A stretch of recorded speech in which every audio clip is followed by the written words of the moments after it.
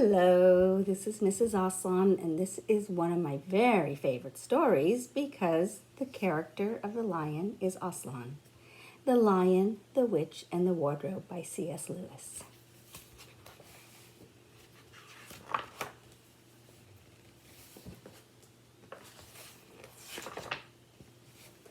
Once there were 4 children.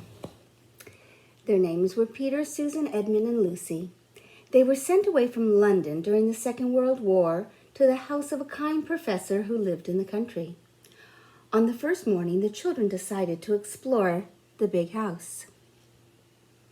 It was full of interesting and unexpected places. One room had a suit of armor in it. Another was hung with green and had a harp in the corner. And one room was quite empty except for a big wardrobe with a looking glass in the door. "Nothing there," said Peter, and they all trooped out again, all except for Lucy. Opening the wardrobe door, she saw several long fur coats hanging and immediately got in among them, and she went further and further in. She noticed a surprise. The soft furs began to feel rough and prickly, just like the branches of a tree.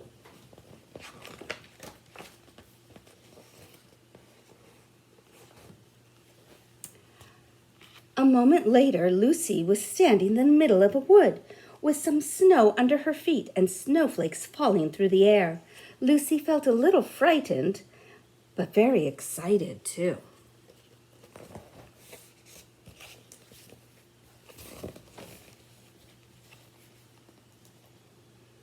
Ahead of her, between the dark tree trunks, a light was shining. She walked toward it, crunch, crunch, crunch, over the snow. There was a lamppost. As Lucy stood wondering why there was a lamppost in the middle of the wood, she heard a pitter-patter of feet, and a very strange person stepped out from among the trees.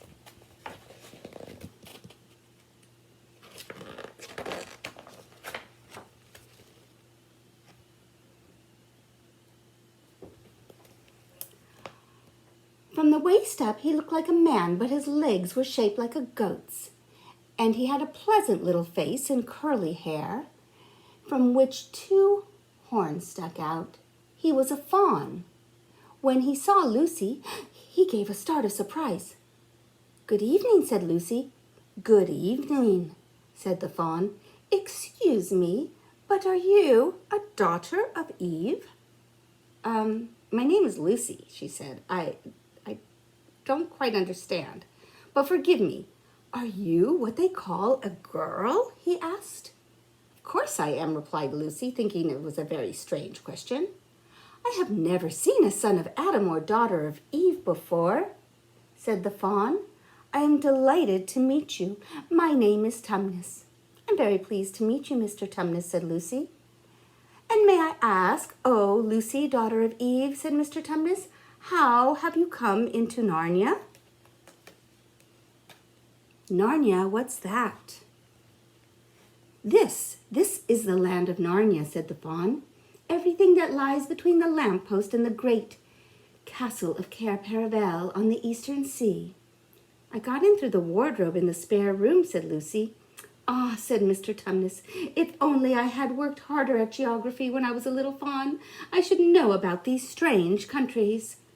"But they aren't countries at all," said Lucy, almost laughing. "It's just back there, and it's summer there." "Meanwhile," said Mr. Tumnus, "it's winter in Narnia, and has been for ever so long. We shall both catch our cold if we stand here talking in the snow. Daughter of Eve, from the far land of Spare-Oom, would you like to come and have tea with me?" "I'd like that very much," said Lucy, who was feeling quite hungry. "But I won't be able to stay long." And so Lucy found herself walking through the woods arm in arm with the fawn, as if they had known each other all of their lives. They had not gone far when Mr. Tumnus led Lucy into a little cave in the wood where a fire burned merrily. Lucy thought she had never been to a nicer place.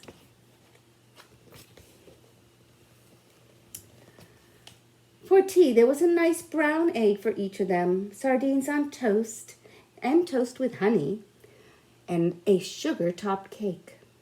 The fawn told Lucy wonderful tales of life in Narnia, about the midnight dances in the wood, and nymphs and water sprites, and about the milk-white stag who would give you wishes if you caught him, and the treasure-seeking with the red dwarfs. Then he took up a little flute and played a tune that made Lucy want to cry and laugh and dance at the same time. Finally she said, "Oh, Mr. Tumnus, I am so sorry to stop you, but I really must go home." There is so much more to this story in the land of Narnia, but I'll have to continue another time.